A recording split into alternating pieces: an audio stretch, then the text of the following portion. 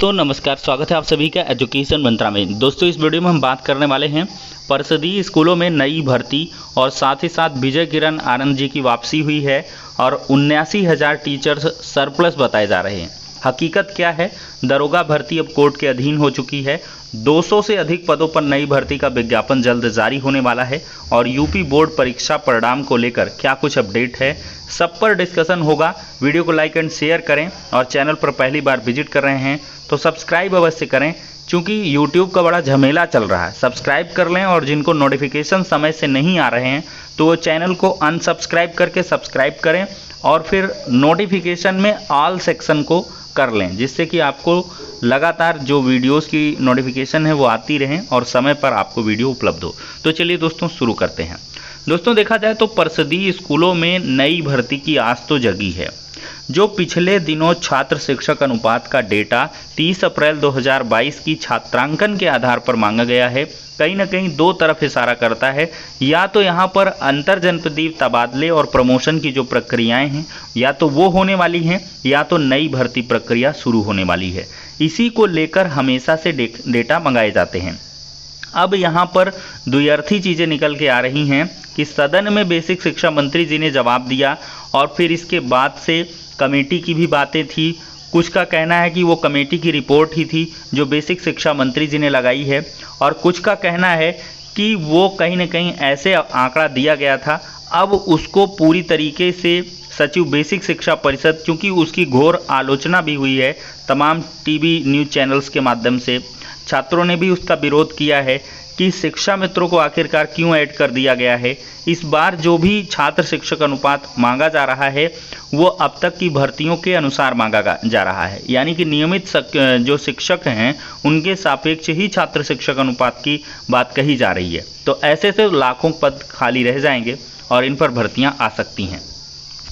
आज के समाचार पत्र में भी आप दोस्तों देख सकते हैं, परिषदीय स्कूलों में भर्ती की जगी आस, छात्र शिक्षक अनुपात का ब्यौरा तलब। देखिए, प्रदेश के परिषदीय स्कूलों में छात्र शिक्षक अनुपात का विवरण शिक्षा विभाग की ओर से मांगा गया है। ऐसे में उम्मीद जताई जा रही है कि जल्द ही परिषदीय स्कूलों में सहायक अध्यापक भर्ती के लिए विज्ञापन जारी किया जा सकता है। लंबे समय से प्रतियोगी छात्र प्राथमिक विद्यालयों में शिक्षक भर्ती का विज्ञापन जारी करने की मांग कर रहे हैं। हालांकि कुछ दिन पूर्व विधानसभा में शिक्षा मंत्री ने एक प्रश्न के जवाब में बताया था कि विद्यालयों में विद्यार्थियों के अनुपात में शिक्षक अधिक हैं। सचिव बेसिक शिक्षा परिषद ने सभी जिला बेसिक शिक्षा अधिकारियों को भेजे गए पत्र में लिखा है कि परिषदीय विद्यालयों में 30 अप्रैल 2022 तक शिक्षक छात्र अनुपात के आधार पर अनुमन्य पद और वर्तमान में कार्यरत अध्यापकों की संख्या का विवरण भेजा जाए। तो यहाँ से दोस्तों देख सकते हैं कि 30 अप्रैल 2022 तक जो अनुमन्य पद हैं और वर्तमान में कार्यरत अध्यापक हैं, और ये कार्यरत अध्यापक की श्रेणी में शिक्षा मित्र नहीं आएंगे, ये बात आप समझ लीजिए। तो अनुमन्य पद और कार्यरत अध्यापकों की विवरण जो मांगा गया है, जो इसका डिफरेंस होगा वो नंबर ऑफ वैकेंट सीट्स आएगा।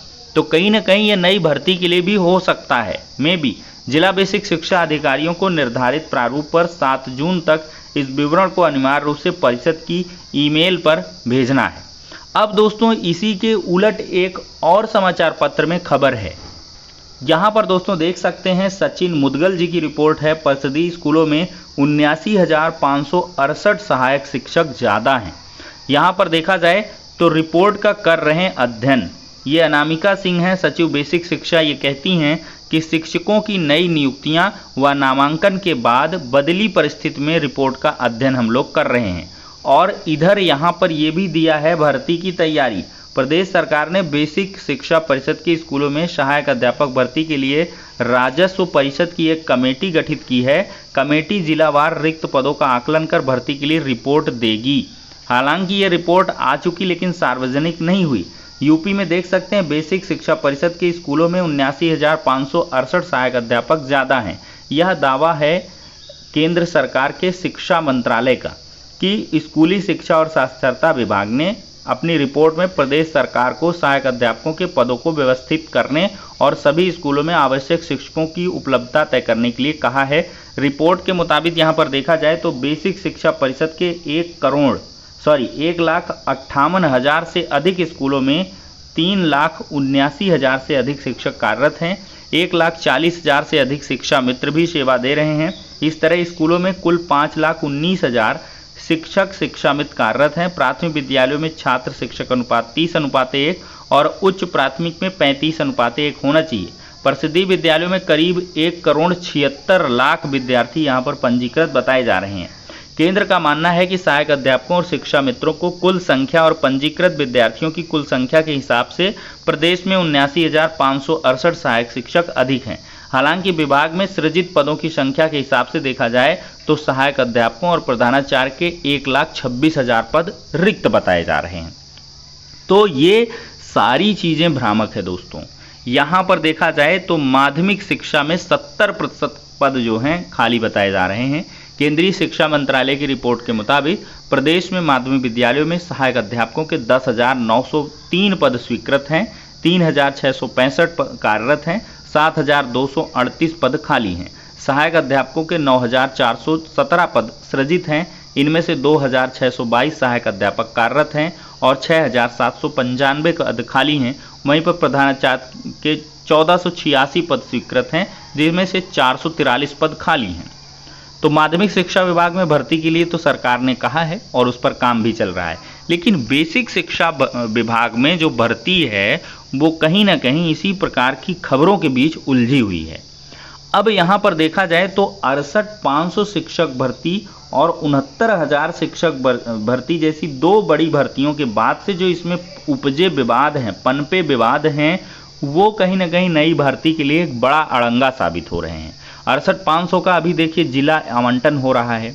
वो लोग कहीं ना कहीं टीचर्स जाएंगे तो जिस जिले से जाएंगे वहाँ तो वैकेंट सीट हो जाएंगी, लेकिन जहाँ पे जाएंगे वहाँ की जो खाली सीट है उनको ऑक्यूपाई कर ले जाएंगे। तो ये थोड़ा सा अनुपात बिगड़ेगा। बहराइच जैसे ज़िले हैं जहाँ 475 शिक्षक जो है ज़िले से बाहर जा रहे हैं। ये एमआरसी वाला मामला है, शायद कुछ को पता है। तो 69,000 में उसी प्रकार से देखा जाए तो 6800 आरक्षण सूची की बात चल रही है और साथ ही साथ 27% और 21% आरक्षण को लागू करने के लिए अलग से याचिकाएं पड़ी हुई हैं। तो इन्हीं सभी चीज़ों में अधिकारी और कर्मचारी सभी उलझे हैं और इसी वजह से भर्तियां भी नहीं आ पा रही हैं। तो ऐसे में दोस्तों आपको पूरा जून महीने का इंतज़ार करना होगा। 10 से 15 दिन 20 दिन में जून लास्ट तक में सारी स्थितियां यहाँ से स्पष्ट हो जाएंगी कि भर्तियां आने वाली हैं या क्या कुछ होने वाला है। तो फिलहाल के लिए दोस्तों आप लोग थोड़ा सा धैर्य बनाकर रखें और अपनी प्रिपरेशन करते रहें। दोस्तों देखा जाए तो यूपी बोर्ड के 10वीं 12वीं का परिणाम अगले सप्ताह जारी होगा और यहाँ पर जो 9 जून का शपथ पत्र है वो मांगा गया था। बोर्ड सचिव दिव्यकांत शुक्ला ने परिणाम की प्रति देने के लिए मीडिया से 9 जून तक का शपथ पत्र मांगा है। पूर्व के वर्षों में शपथ पत्र देने के एक सप्ताह में परिणाम घोषित कर दिए जाते थे। ऐसे में अनुमान लगाया जा रहा है कि अगले 14 से 16 जून के बीच रिजल्ट जारी कर दिए जाएंगे। हालांकि अधिकारी अधिकृत रूप से बोलने के लिए तैयार नहीं हैं और जो खबर 9 जून वाली है वो फर्जी है। वो कहीं ना कहीं इसी 9 जून के शपथ पत्र वाली डेट को ही वायरल कर दिया गया कि 12:30 बजे रिजल्ट आएगा। तो 14 से 16 जून के मध्य रिजल्ट आ सकता है। दोस्तों आज के समाचार पत्र में 200 से अधिक आबकारी सिपाहियों की जो तैनाती है वो जल्द होगी। आबकारी सिपाही के चयनित हुए अभ्यर्थियों में 203 का पुलिस वेरिफिकेशन हो चुका है, इनको तैनाती दे दी जाएगी। अन्य अभ्यर्थियों को पुलिस वेरिफिकेशन के बाद तैनाती दी जाएगी। आबकारी सिपाही के 405 पदों की भर्ती प्रक्रिया यूपीएससी ने पूरी की है। 2016 में भर्ती प्रक्रिया शुरू हुई थी। पिछले महीने 376 चयनितों की सूची आबकारी मुख्यालय प्रयागराज को भेजी गई थी। सूची मिलते ही आबकारी मुख्यालय में सभी चयनितों को बुलाकर उनके प्रमाण पत्रों की जाँच की गई। अब दोस्तों इन आबकारी सिपाही के बाद नियुक्ति के ये 300 से अधिक पदों पर नए आबकारी सिपाही की जो भर्ती का विज्ञापन है वो जल्द जारी हो सकता है, ऐसी सूचना निकल के आ रही है। अब दोस्तों देखा जाए तो दरोगा भर्ती 21 में चयन हाईकोर्ट के फैसले के अधीन हो गया है। राज्य सरकार को 4 हफ्तों में जवाब दाखिल करने के लिए कहा गया है। इलाहाबाद हाईकोर्ट की लखनऊ खंडपीठ ने मंगलवार को एसआई परीक्षा 2021 में अंतिम चयन नियुक्ति को याचिका में पारित होने वाले निर्णय के अधीन कर दिया है। सुभाष विद्यार्थी की एकल पीठ ने यह आदेश रविंद्र प्रताप सिंह व 49 अन्य अभ्यर्थियों की याचिका में दिया है। इसमें कई मामले हैं जिसमें फर्जीवाड़े को लेकर बहुत सारी चीज़ें चल रही हैं। सालभर गैंग का खुलासा हुआ है। लिखित परीक्षा में जिस एजेंसी को जिम्मेदारी दी उसके कर्मचारी पर भी प्राथमिकी दर्ज की गई है। ऐसे में एसटीएफ के लिए यह पता लगा पाना मुश्किल है कि कौन अभ्यर्थी गड़बड़ी में शामिल है, कौन नहीं। अदालत ने मामले की अगली सुनवाई 18 जुलाई वाले हफ्ते में नियत कर दी है। तो फिलहाल के लिए जो यूपीएसआई 2021 का परीक्षा परिणाम है वो कोर्ट के अधीन हो चुका है। देखते हैं अब इसमें क्या कुछ होगा, लेकिन एक कोर्ट की जो लंबी प्रक्रिया है वो शुरू होने वाली है। सिंगल बेंच, डिवीजन बेंच और सुप्रीम कोर्ट जैसे रास्ते यहाँ पर यूपीएसआई 2021 भर्ती परीक्षा को तय करने पड़ सकते हैं। तो फिलहाल के लिए दोस्तों इस वीडियो में इतना ही, नेक्स्ट में मिलते हैं।